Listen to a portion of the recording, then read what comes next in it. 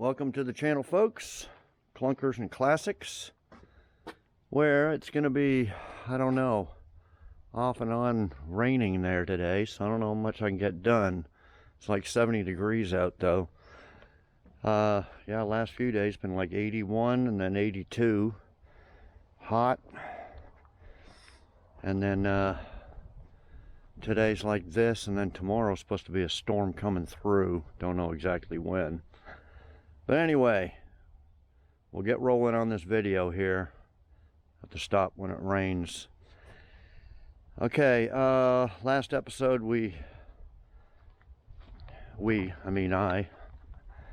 I started on the, I'll say the second phase of Bodywork.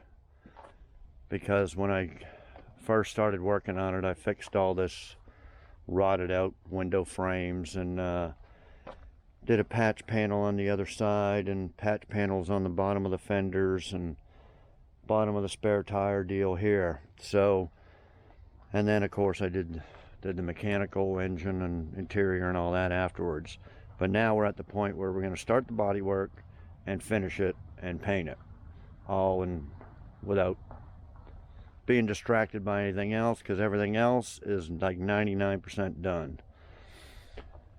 Okay, so last episode we started fixing the rust along here, along the bottom of the doors, fenders. And this side ain't as bad. We had to weld in patch metal,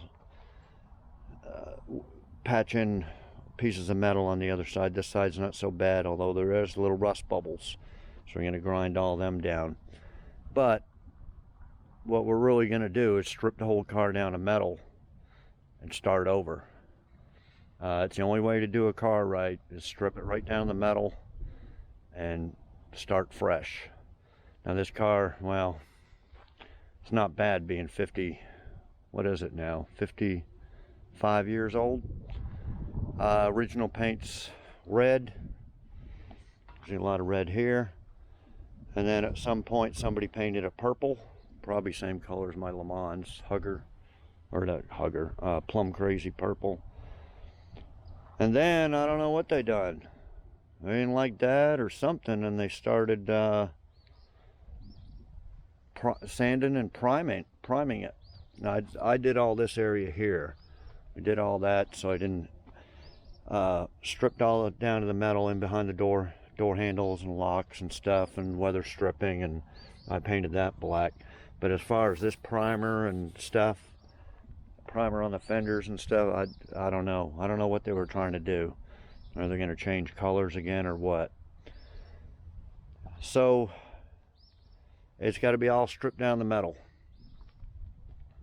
and it's being outside. I can put it inside, but I like working outside.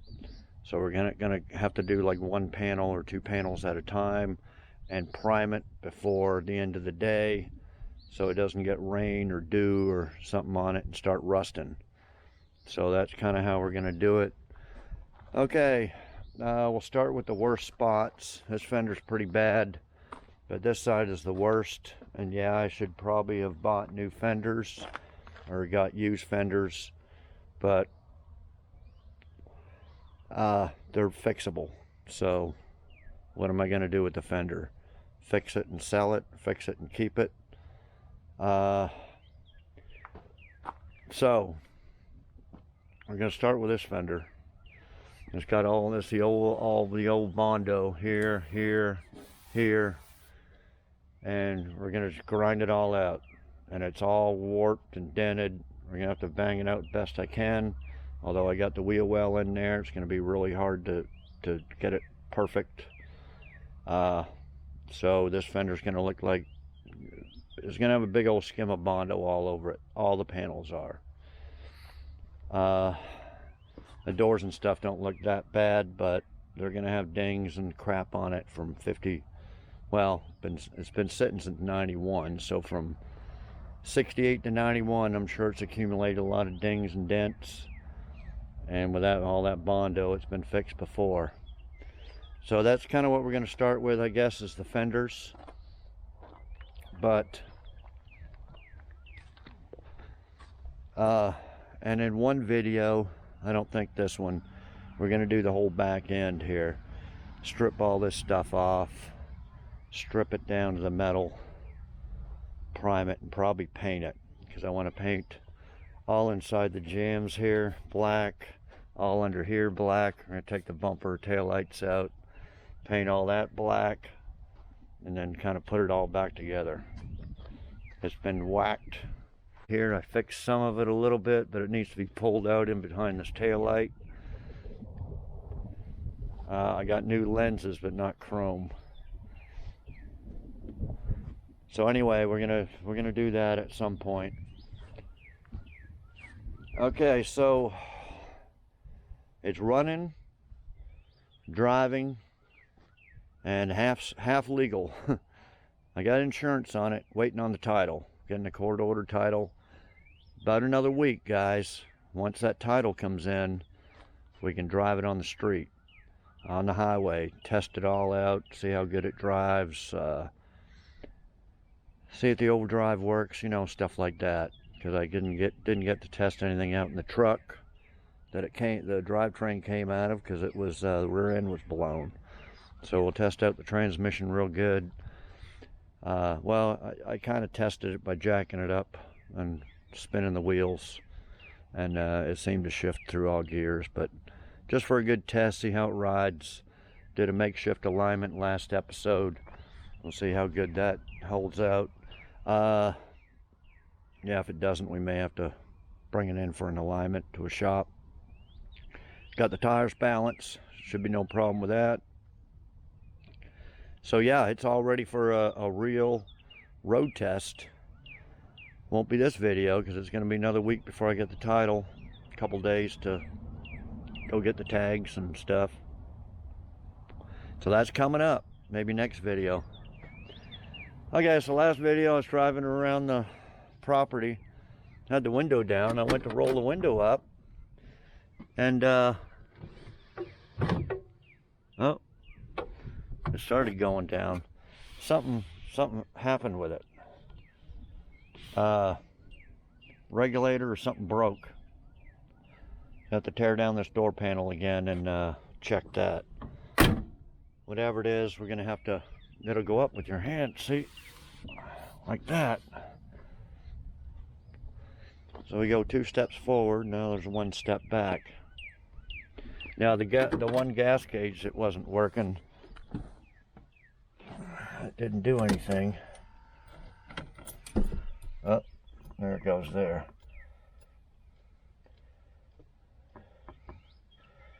It was staying on empty or something.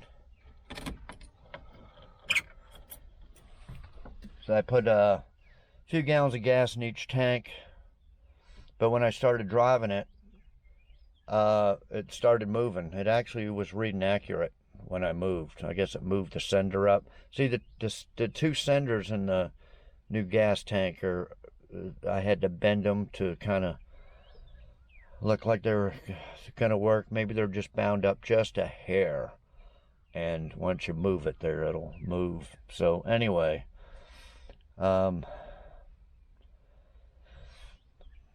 okay, so yeah, everything's all ready to go, just ready for a test drive.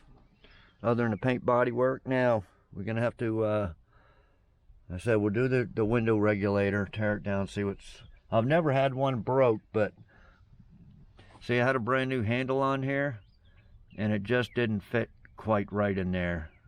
It clicked on there, but it wasn't, I don't know what was wrong with it. So this is the old handle here, and so I might have banged on the new handle, and maybe something, I don't know, because I've never had one of these broke before. I don't know what to expect in there.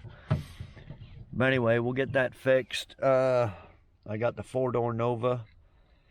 Maybe it's the same regulator, I don't know. The Nova's got a little window and a wing window too. So anyway, we'll tear it down and see.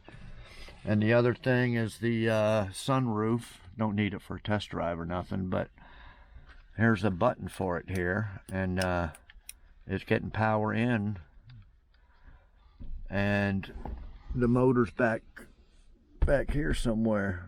So gonna have to fix that and get this buttoned up. And my new mirror fell off because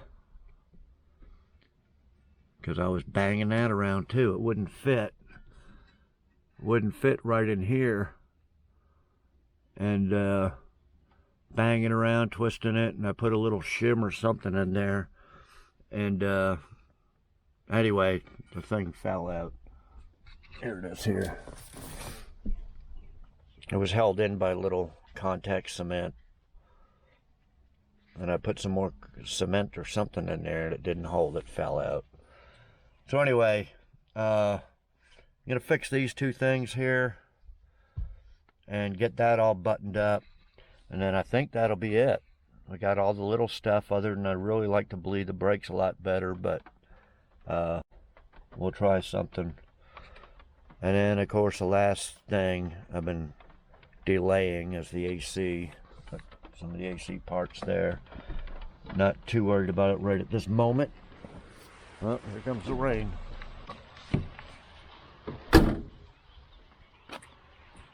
So, can't do anything right now. It's starting to rain. Got the dogs in the pen. Hey, Nikki, how you doing?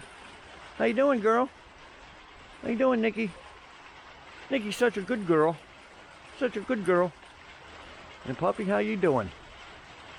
You doing okay? Keeping Nikki company? Okay, guys. Well, I'll be back after it stops raining.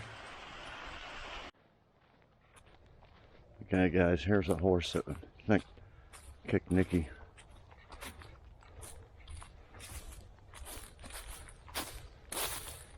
So I think she came over here and got out, went and chased that horse.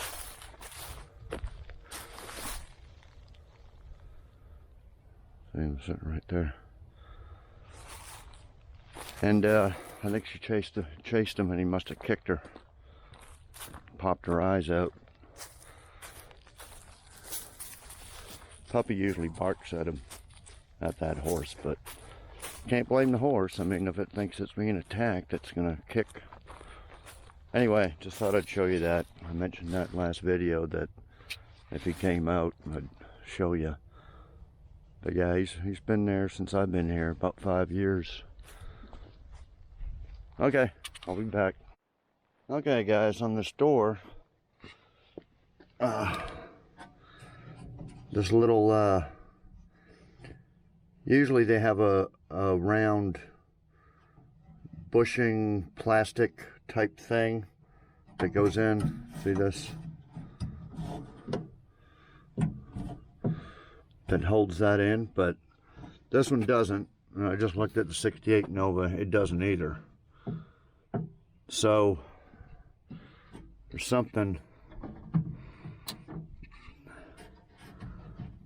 well, it looks like there is supposed to be something there, but it's not. Anyway, it's kind of hard to do with two hands.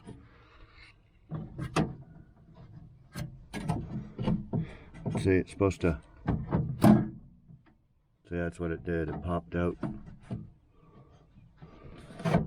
Oh.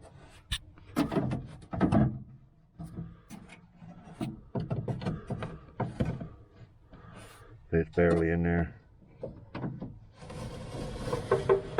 And it seems to hold in there.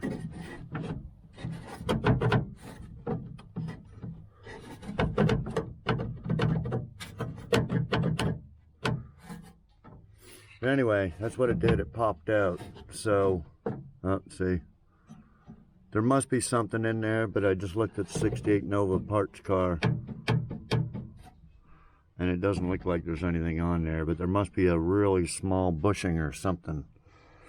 I couldn't really see in the bottom of the door, see if anything fell out. But anyway, I gotta fix that somehow, and then put the door panel back on. So I'll be back. Okay, guys, this is the regulator out of the Nova. It's a 4-door, but this one's about 2 inches shorter. Turn it around here. It's about 2 inches shorter than the Chevelle one. So, and yeah, it's got some type of little plastic bushing thing on there. See, and it's missing off that one. So it must have broke. It must be down in there. I just couldn't. I'll stick my hand in there, see if I can find it. But probably going to be broken, so I'm not sure how to do this. I could grind that out and then grind it out of this one and put a weld in there to hold it in. It's the only thing I could think of right now at the moment. But anyway, I'll figure it out and I'll be back. Okay guys, yeah, here was the little bushing. It was in the bottom of the door. It goes on the end of that. And I'll show you if I can. There it is there. Now this is the Nova one here, and I just ground down the end of it. That's how it goes on there.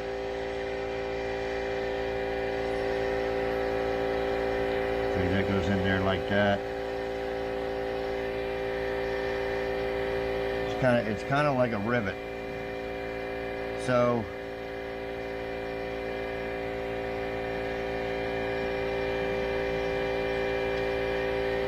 I'll have to put it on like that on the Chevelle one and then just weld it around there, I guess, and hope that this new one doesn't melt. But there's no other way of getting one of these bushings on an old one. I mean, just the bushing, because this steel thing is just like a big rivet on there. Yeah, it's too bad this is 2 inches too short, or else I'd just use the Nova one. But anyway, that's what I'll do.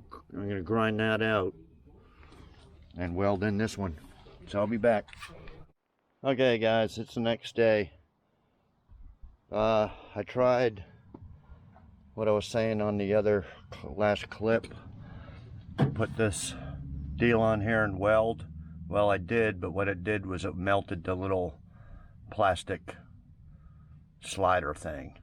And it's so luckily I got a 4-door parts car, because I took off another one, and the best way I could figure it is to cut this end off here from the Nova, and then the Chevelle cut it and then welded this end on there. I got all JB welding here underneath, then I tacked it on the ends, and then I put some grease on the track, which I thought I greased all these up. I probably did, but I just probably used that spray lube. So anyway, and this here should just wipe off. This is just, I didn't ruin the window.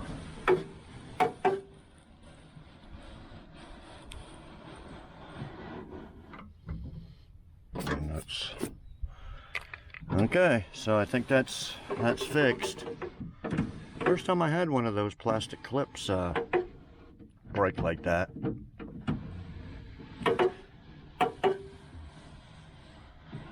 Anyway, yeah, and when I mentioned the door handle here to open and close the door, so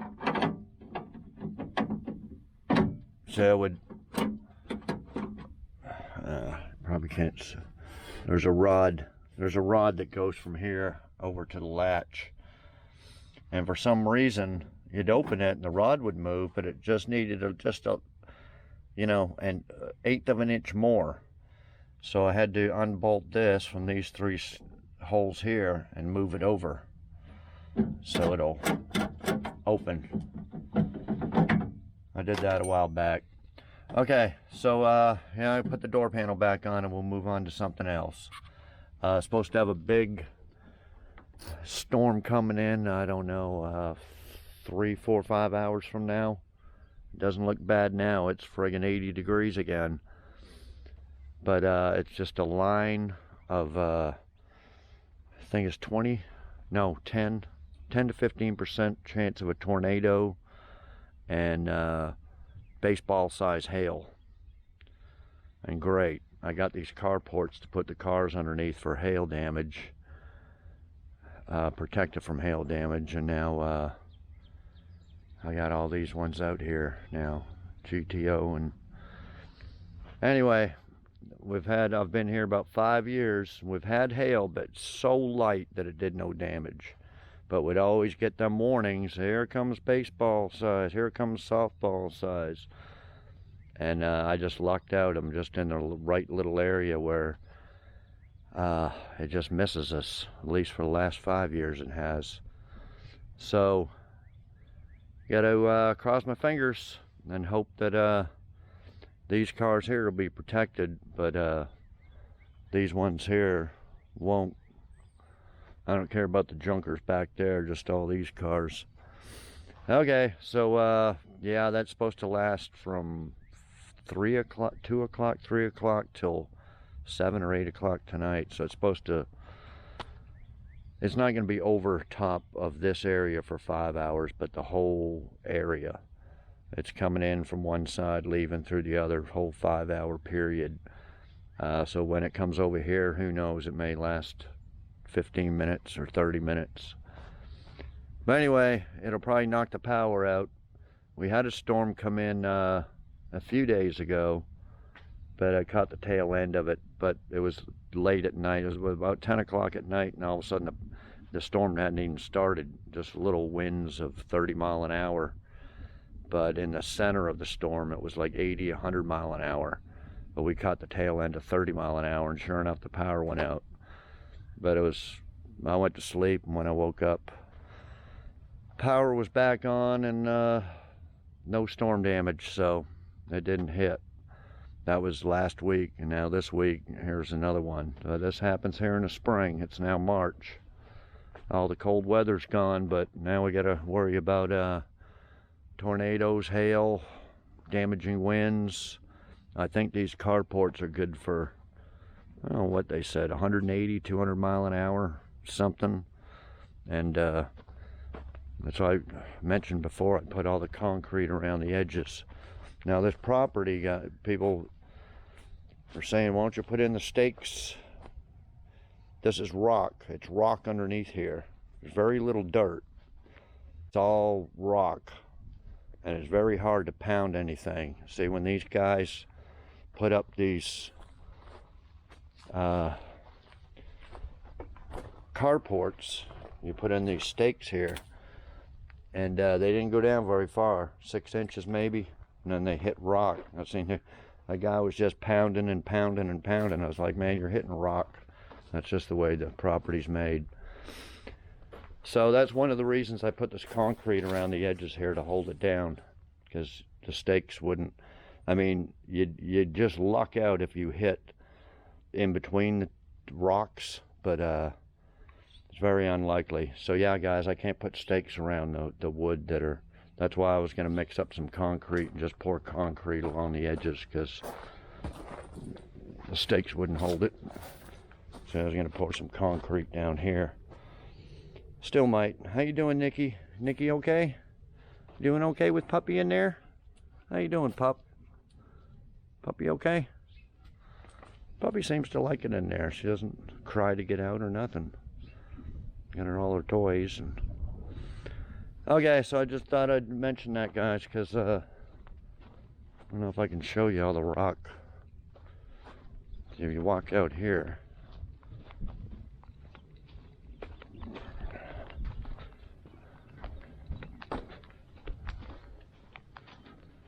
maybe my truck's on it.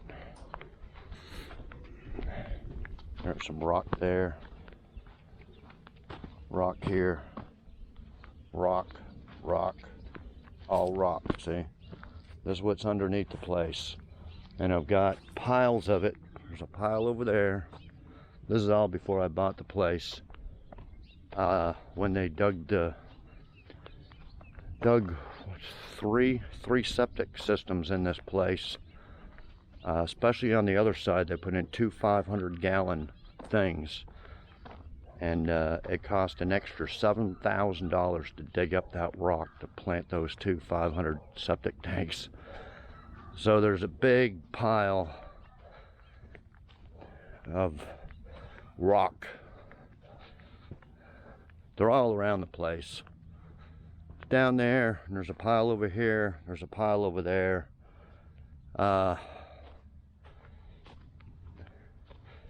So anyway, it's really hard to build stuff on here underground.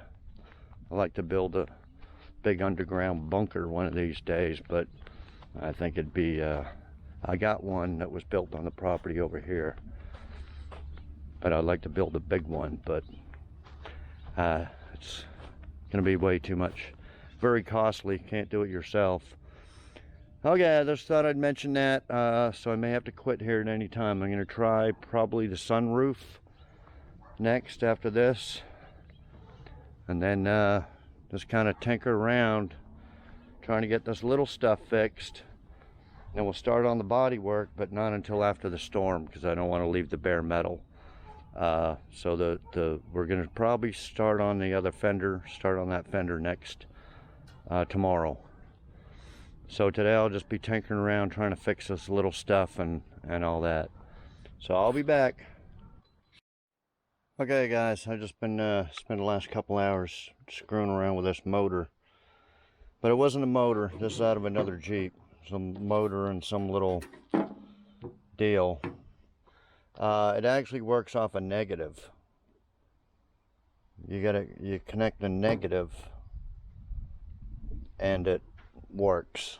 It's friggin' weird. So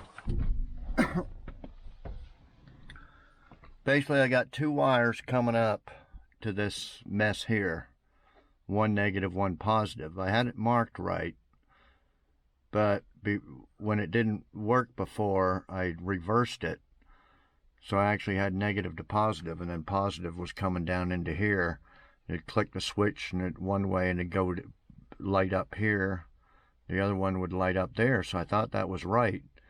So I tore down all my headliner and everything and checked the motor. Well, I had to take this off my other Jeep to see. And when you touch this with negative, with the light, it would actually work. So there was no light, no positive on these three for the switch here. So I reversed the two wires down to the fuse block, so I got the right wires. Now the negative, and then the positive, it was getting no juice, and the only positive is coming out of this red one right here. So the wire, the positive wire, wherever I spliced it in, up in here somewhere, and then it went down the pillar down to here, and it's these two speaker wires here. So it's up in here. So I must have pinched it, because I put it in between this column here. I bet I pinched it with this screw, or that screw, or this screw, or that screw. Maybe that one. Could have been that one and that one. So because I connected a positive. I got a positive here. And when I first clicked it, when I first put it there like that, it arced. And I took it off and I was like, well, what the hell? That's not supposed to arc. And then I put it in again and it didn't arc and everything worked. Because that's got to be in there for these lights here too, to work. So it arced, so that means I hit it with a screw and screwed it up. So I'm gonna have to take, yeah, see, there's the positive there. It needs power to that, just right there. Anyway, and once it's got power to there, then this switch works and the sunroof works. So anyway, I got to run another wire, I guess, from here over down, splice it into here. It's got to be what it is. Anyway, got all my headliner screwed up, but I was going to kind of glue that anyway because some areas wasn't sticking. So, and I bought some another tube. See, this is hanging here. Another tube of or can of contact cement. So I'm gonna use, because I've been using every different kind of 3M spray glue they got. Nothing was holding this up. I know it's kind of a heavy vinyl. So the last ditch thing is to use contact cement. So anyway, I'm gonna have to contact cement all that up. But anyway, at least that'll be done. Okay, so I'm gonna do that probably tomorrow, because the storm's coming in. They just had an announcement on the radio.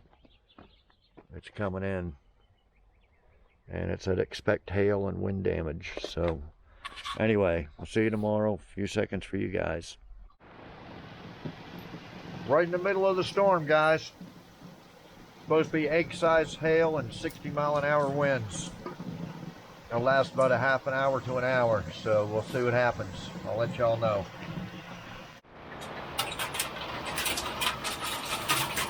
It's hailing.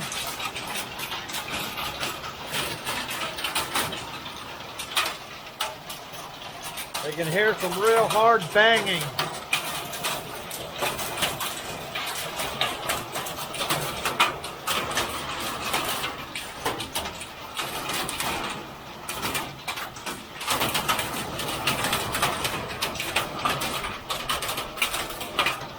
I'll have to check it when it's all over.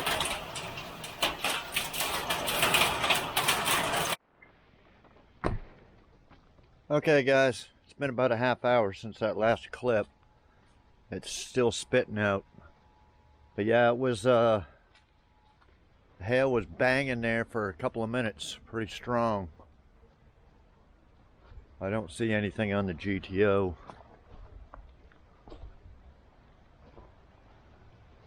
Or the Nova. I don't think it was very big hail.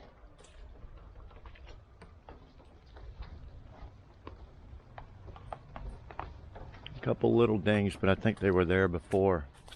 This car had a few little dings from before. Anyway, I think that was it. It only lasted about 45 minutes to an hour altogether. There might be something coming in tonight. They said another band. There's a few little dings on the El Camino.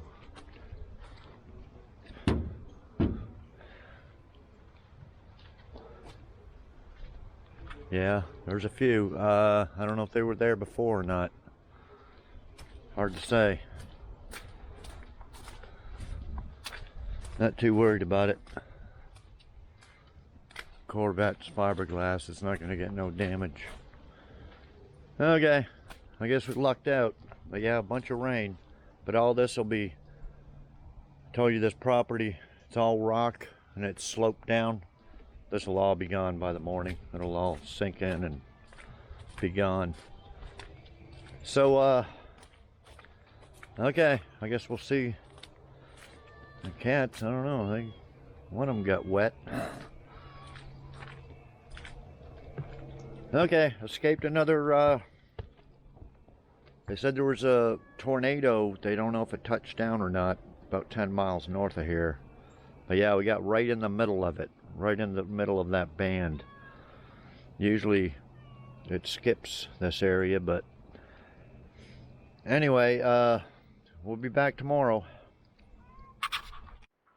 Okay guys, it rained for 14 hours.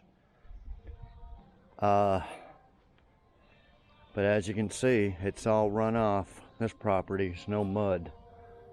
But yeah, somebody was saying they got 4 inches. Okay, just got back from getting the stitches out of Nikki's other eye. How you doing, Nikki? Liking them rawhide bones? She's busy eating. Okay, get back to the car, the sunroof. Just as I thought. Here's where I run the wires for the sunroof up here. See, and I taped them right in the middle so they wouldn't get hit by the screw. But one screw right here, and it's right there. So I'll just connect that, tape it up out of the way, and we'll test it. And then I'll have to glue, put all this back on and the mirror back on, and I'll be back. Okay guys, I put a solder connection on that. Here's the lights work, and there's the sunroof.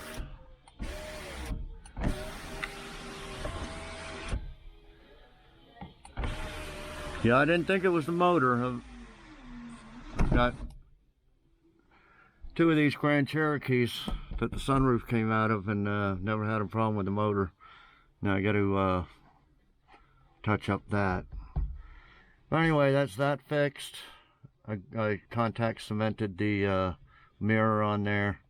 See, this is the little connection here that's tightened it up all the way, and it just doesn't. So I have to do something with that. I don't know. Okay, these are the flashers I was telling you last video. The 3 flashers I got from the guy, new old stock. And that's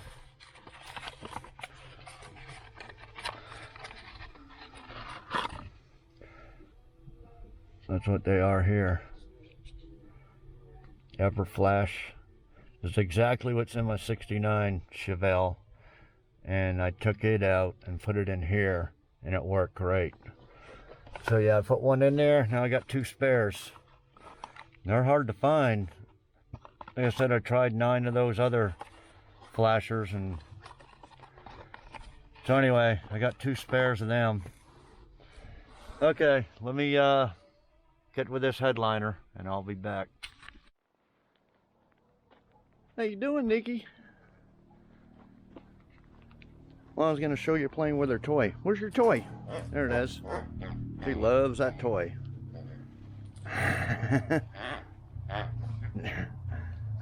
Got your toy? Got your toy, Nikki? Everybody says you look happier. And puppy, how about your toy? You got your toy? There you go. There you go. And puppy likes that one. Anyway, guys, the dogs are happy. Puppy doesn't seem to mind it in there, so I don't know. Damn cats. Come on, get away. Get away. Okay, be good, Nikki, okay? Okay, guys, so I got the sunroof is working. All the stuff put back together. And the headliner glue was actually holding pretty good. Just a couple little spots. That was that spray-on glue I used last time. I can't remember which one it was. I tried about 4 or 5 different ones. But this time I put it all back up using that contact cement. So it should be up there permanently. I don't have to worry about it falling. I just got a few little areas on the sides up near the front there to do. But other than that, yeah,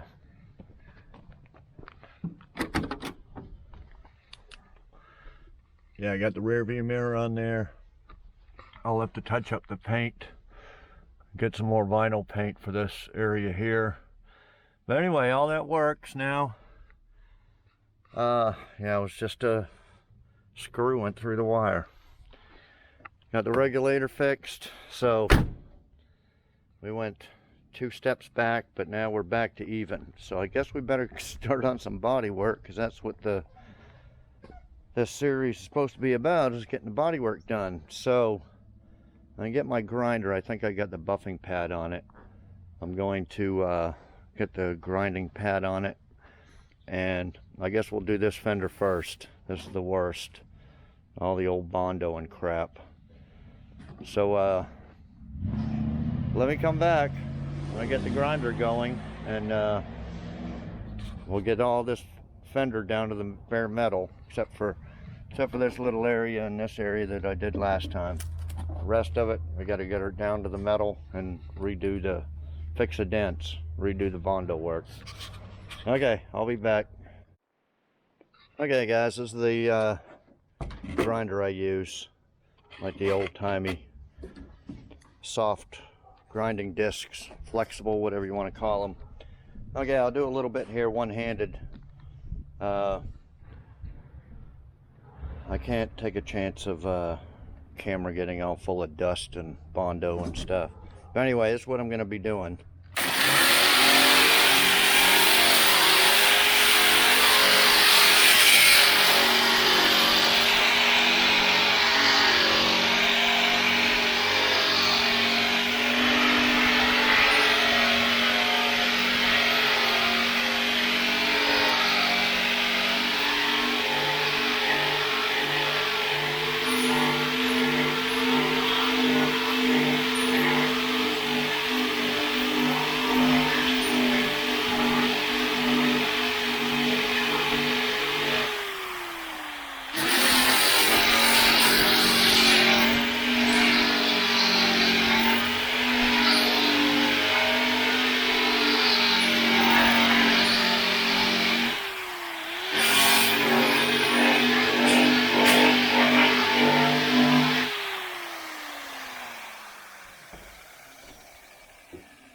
Okay, so you can see all the old Bondo.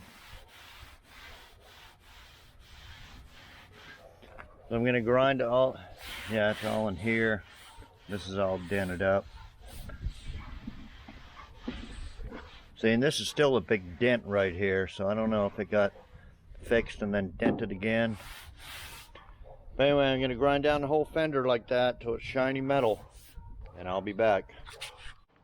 Okay guys, I got it all ground down, except for the areas that I already did the body work. This one I kind of redone, but and then this area I'd kind of done that when the fender was off, because it was bashed in and it was easier to get at it with the fender off. So yeah, it would have been best. I don't know how good you can see this, but this is one big dent right here. And they just caved and paved it. Didn't even pull it out. So yeah, it would have been a lot easier. It's really not that bad. A few little dents there, dents there. So I'm gonna do my best. I got some, I'll show you here in a little while. But anyway, that was with the grinding disc. And we're going to use a DA, my electric DA with 80 grit, and go over this and smooth it. Show you a little bit of that. Now you don't necessarily have to do where you're going to do Bondo work. I mean, it's better for the Bondo to stick to big grind marks. But I'm going to go over it to get all this rust and stuff. Some people call patina, but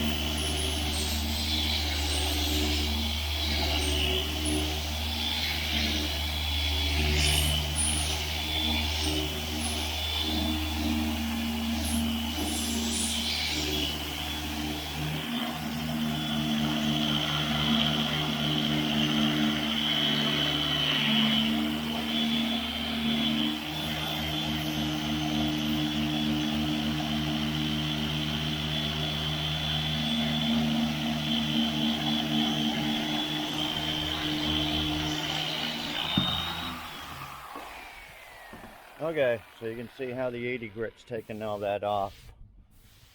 Okay, if it's really badly pitted, you'll have to spray some rust neutralizer over it and just scuff it down before you prime it all. But for now, I'm going to see, there's a dent here too. I'm going to smooth, and plus with the 80 grit, you can feel the dents better. Like there's a dent right here. With this rough grinding area, you can't really You can tell the big ones, but not the little ones. And then this one here, it did look like they pounded down around there to get that. But anyway, let me go over it with 80 grit, and then I'll be back. Okay guys, I went over it with 80 grit.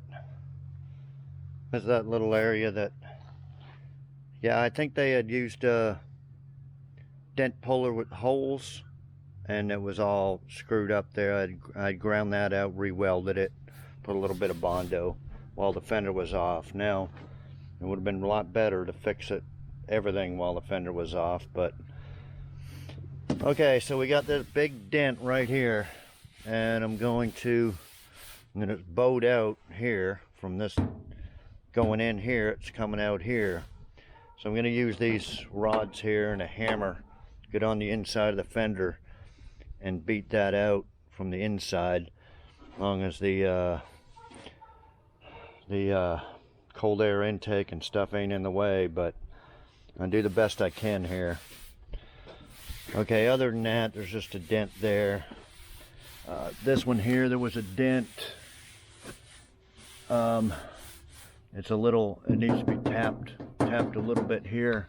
I'll be using this hammer here.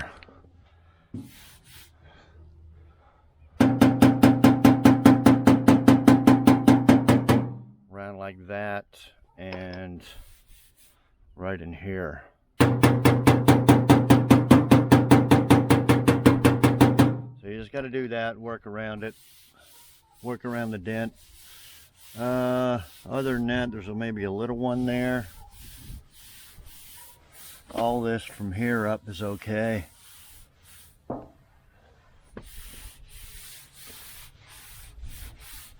But yeah, there'll be a skim of Bondo here. There'll be a skim of Bondo here. It'll look way worse than it is. All in here, that area, dent there, dent there, dent there. There's a bunch of, I guess these are all probably hail dents.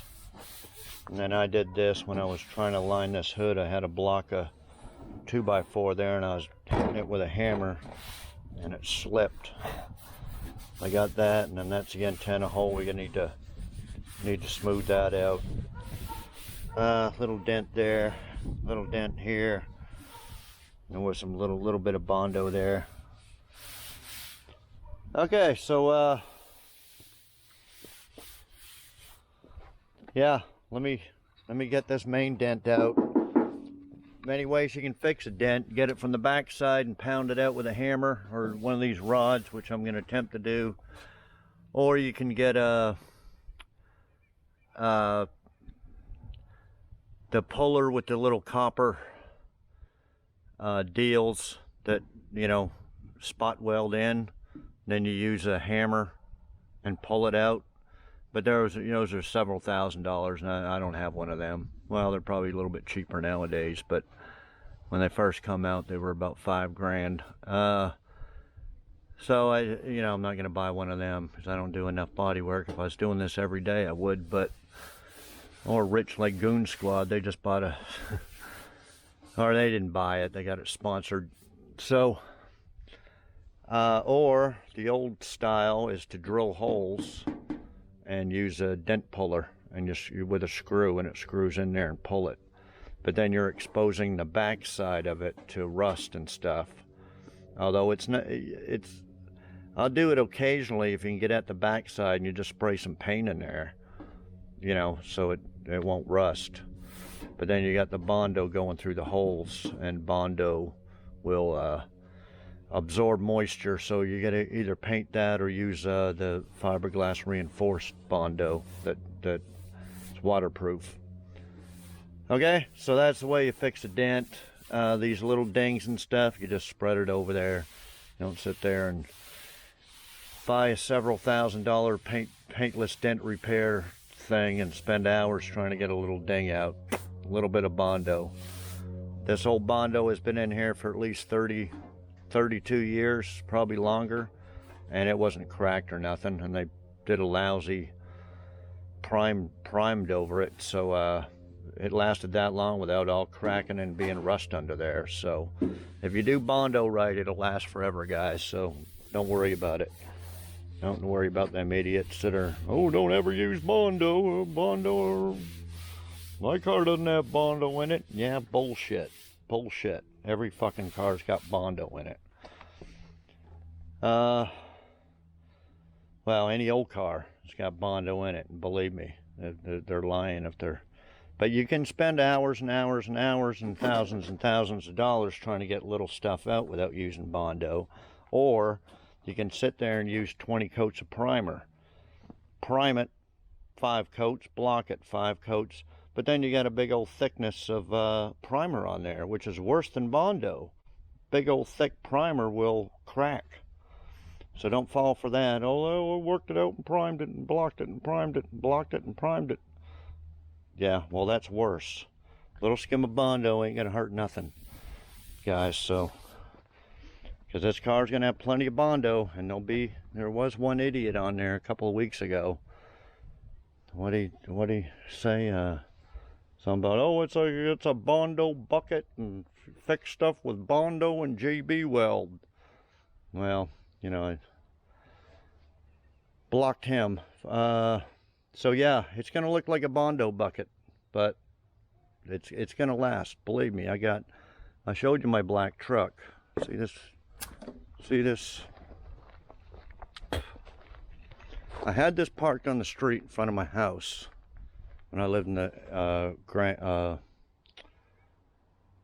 in Texas. Okay. Yeah, it was a passenger side because I had it facing this way, and some guy come by in a trailer or big truck bed or something and caved this whole bed in, and I mean caved it in about 6 inches. Oh, I was pissed, but I didn't have full coverage insurance. So this is all, I fixed it, I banged it all out and Bondoed it. This is all Bondo from 10 years ago, and it's all dirty and overspray and crap on it, but there's not one Bondo crack or nothing in it. So that's a lot of Bondo from 10 years ago.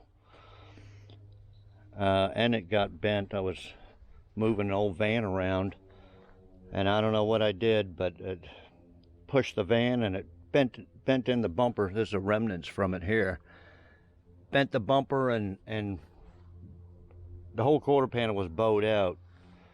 And I had to replace the bumper and banged all the quarter panel out. You know, you can see it here, all down in here, and it all flexed back in that area. So this area's messed up. So anyway, don't worry about Bondo. I've had Bondo on cars for, you know, 10, 20 years, and it doesn't crack or do anything as long as you do it right. Don't put Bondo over crap like this, or else it'll crack. You got to start with fresh metal, all ground out. Don't put Bondo over rust. It won't stick and fall out. Now I'm from old school where you put the Bondo over the fresh metal that you got ground down. I guess it's, I don't know, call it the new way. And some body shops there, what they'll do is they'll prime all this, then do the Bondo work, then put Bondo. And I know Bondo's come a long way. You can get the real expensive Bondo there, and maybe it'll stick to primer. I don't know, but I don't chance it, and I use the cheap Bondo. I ain't spending $100 a gallon. Well, there's some Bondos out there that are $150 a gallon now. So I don't prime and then put Bondo over primer. Not very often, unless it's a very skim, light coat. But for heavy stuff, like dings and dents and stuff, put the Bondo to the metal. Don't worry about all that priming it first and stuff. Okay, so let me bang that dent out, and I'll be back. Okay, guys, I went around tapped around the 2 worst dents. That dent there, then this dent here. I was able to get on the inside, right in here, and bang it out. It come out pretty good, except for right in that crease area there. Now I could take out the wheel well, which was a bitch getting it in there. I could take out that wheel well and dolly it out around here, but I think I'm just gonna leave it.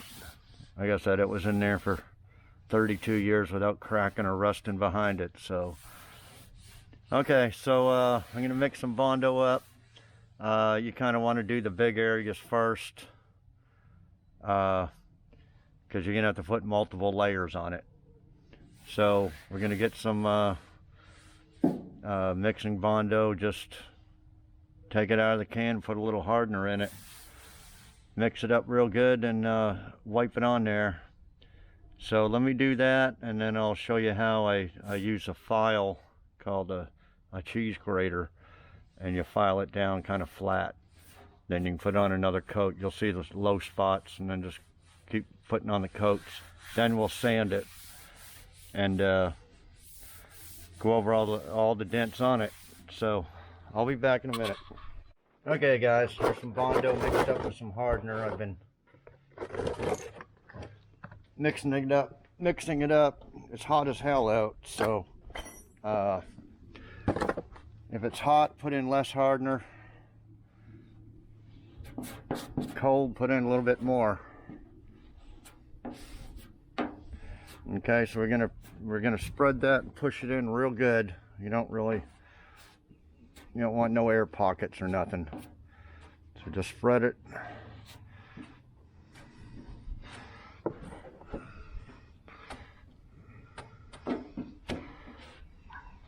So yeah, I use a cheese grater to break it down, so you don't waste a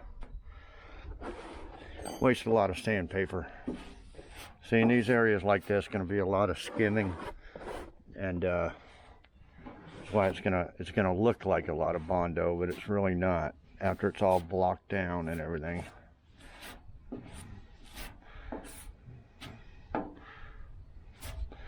Should have mixed up a little bit more, but yeah, just mix a little bit. See, there's a little ding there. You can use a little extra. And I hate wasting Bondo, because if it hardens up on you, you just waste it. And especially now, Bondo being so expensive. Okay, so it won't take long in this weather. I don't know, it's 75 degrees or something. Won't take more than a couple minutes for that to start tacking up. Then I'll come back with the cheese grater thing and show you. Okay. And yeah, I think that guy with the comment, he says, "Oh yeah, Clunkers and Classics builds cars out of Bondo and JB Weld." Yeah, that asshole got blocked. But you guys have been pretty good. I haven't had any bad comments in months. There was about 3 months ago or so, I had a rash of them. I probably blocked only about 6 people.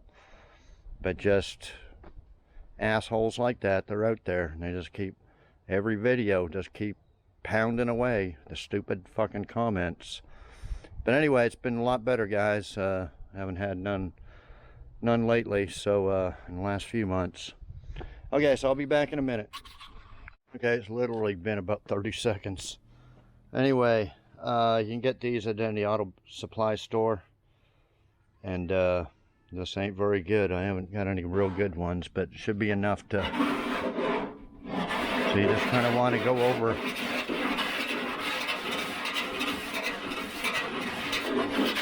do this before it hardens up all the way.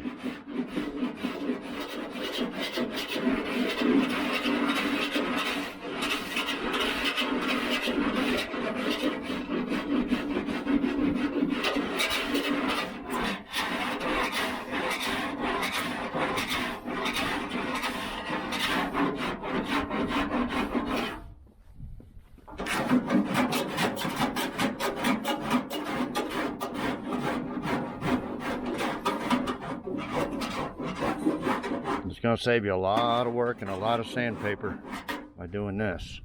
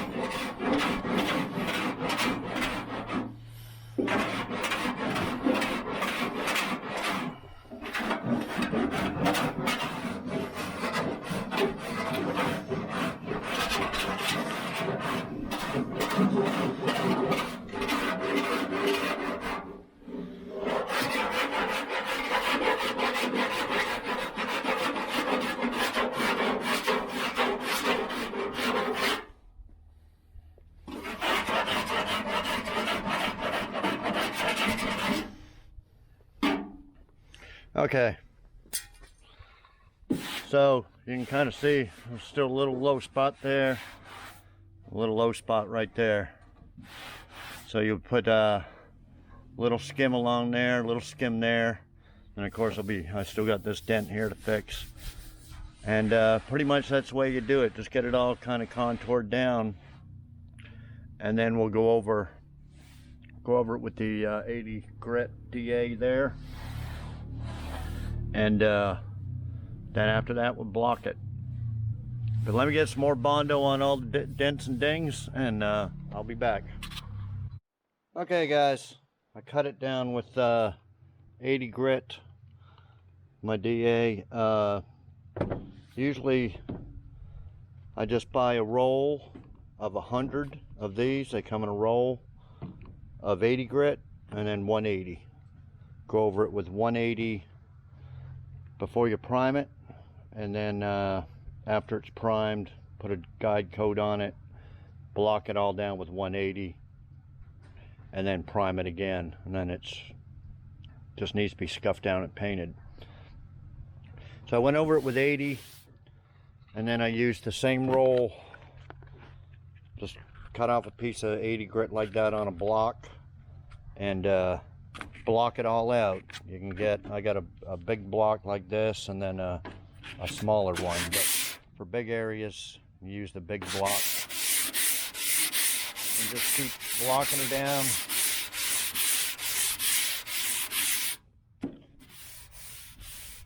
And feel it for waves and stuff. You can eventually see high and low spots. You can put a guide coat on the Bondo if you want, a little bit of black paint. But yeah, so if it's got little waves or something in it, then after you think it's all done, just put another, just a skim coat on it and block it down. And I don't use spot putty, because mainly it's very expensive, especially now. So that's why I usually put just a skim of Bondo over top. When you think it's completely done, put another little skim, cover up the little pinholes and stuff like that. Okay, yeah, these rolls here are about 35 bucks a roll for 100. You can use like 40 grit. You can buy some of that to rough it, you know, but then you always get a chance of having 40 grit scratches, which are really tough to fill with primer and stuff like that. And you can use a longboard air sander. I got one, but then you gotta buy the strips of sandpaper to fit it, of different grits. So I don't do that. This way, when I'm doing it takes a little bit longer than that. But if you're doing it for a living, getting paid by the job or whatever, you would, yeah, use the air file and do it that way, be a little bit faster. Okay, so I'm just gonna finish blocking this down, maybe one more skim on it, and then kind of mask it off a little bit and get this in primer by the end of the day, so we don't have all this bare metal showing and getting rusty and stuff like that. Okay, so I'll be back. Okay guys, I got it all blocked down, ready for primer. Okay, so I'm gonna mix up some primer. Here's those rolls of 80 and 180. I actually got a pack of 320 a while back too. Got 320 for final sanding. Okay, yeah, here's the primer. I use a two-part epoxy primer. This is stuff I get from eBay. Used to be 100, and then last time was on 125. Who knows what it's up to now. It comes with a catalyst hardener. Okay, so I mix up some primer in my cheap Harbor Freight gun. Put a couple of coats of primer on it. As far as Bondo goes, this whole car will probably take less than a gallon of Bondo, and half that will be sanded off. So, and the whole car is probably going to be half a gallon of Bondo. And I just bought this from my local auto supply place, because I bought the paint and everything, and Walmart stopped selling gallons of Bondo, so I bought that. I forget what it was, 38 bucks or something, and or maybe more than that. And somebody says, oh, you can get it for 25 bucks on Amazon. Well, so I guess that's probably the cheapest place to go now is Amazon, but I never bought anything off Amazon. I usually use eBay, and eBay's got more of a variety, I think, but I couldn't find any gallons of Bondo on eBay for that cheap. Okay, so anyway, let me mix up some primer, and I'll be back.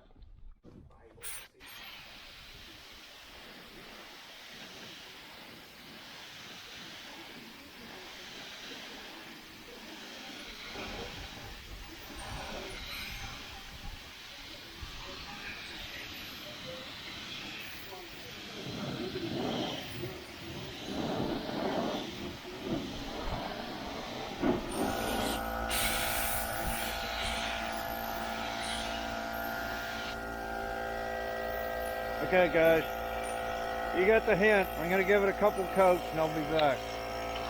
Okay guys, I know the gun wasn't spraying worth a shit. It's on its last legs. But anyway, there's a couple of good coats. I like to let this epoxy primer dry a couple of days at least. But we're in no rush because we got the rest of the car to do. So if you're doing it like this, go around and then just get back at this a few days later or a week later or however long, spray a little black guide coat and block it all out real good, fix whatever little imperfections you find, and then prime it again, and then it's be ready for scuff and shoot. So that's the way we'll do it. That way each panel will have a couple of days to dry, nice and dry and everything. That was probably the worst panel right now. Next episode, I think what we can do is probably get this whole side done. I don't think there's any major dents on this whole side. There's probably dings and stuff like that. We don't know what's underneath of it. We're going to strip her all down the metal. We don't know how much old Bondo and crap is on there. Yeah, you know, there's a dent there. There's a big whoop-de-doo right there. Another dent there. Yeah, there's, well, yeah, there's a dent there. Anyway, we're going to work our way down the side. So whatever I can get done in a couple of days for next video, we'll get that done. Then plus whatever else, little things. I think we're like 99.9% done with everything else. Other than the paint and body, but we'll go over some next video. If I find anything else, we'll fix. I know that most of this video is fixing that regulator and the sunroof and all that stuff, but all that stuff's fixed. The only other thing is get the AC going, but probably save that till last. I think I got an idea where I can go to get that. Get some lines and stuff made, or somebody, a friend of mine might know somebody. Okay, so I think that's going to do it for this video. So subscribe if you haven't, like, comment, share, all that stuff. And check on the hound dogs. Hey Nikki, how you doing? You doing okay? You got your little toy? You got your little toy there? Get your toy. Where's your toy? Where's your toy? Get your toy down here. Look. Look. Get your toy. Get your toy. Get your toy. Get your toy. She's jumped up. She can reach up to about here. Just a couple times she got excited and jumped way up. And one time She was up like that, and it looked like she was going to jump higher. I was like, no, Nikki. So it looks like I might have to put another couple of feet up here all the way around in case she does that when I'm not here. If I got to go, you know, pick up a car or something like that. And Puppy, you got your squeaky toy? You want to say bye to everybody? Say bye. We'll see you next episode. You got your squeaky toy? Let's hear that squeaky toy again. Well, okay, guys. We'll see y'all next video. Thanks, everybody, for watching.